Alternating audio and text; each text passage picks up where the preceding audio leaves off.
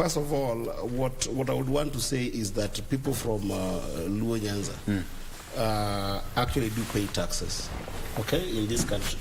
So it is in their interest, right, that every single project that the national government is involved in, apart from devolve units, they benefit from them.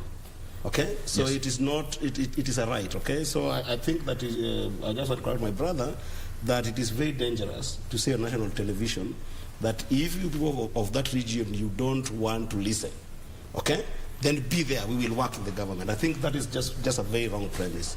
And then number two that I wanted to say, the president is the biggest embodiment of the will of the people. The sovereignty, the president does not work on its own on its own powers. His powers, just as like us elected members, is delegated at the highest hierarchy of the country by the people. So what does that mean? That means that every function that the president is doing are very well articulated in the Constitution.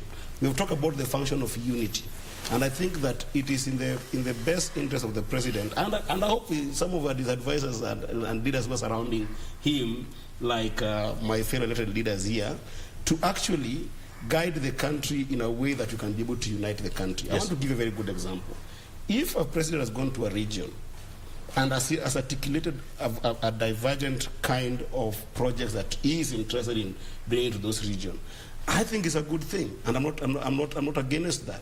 The only problem is that these projects must be implemented or must be achieved with the help of other elected leaders in that region.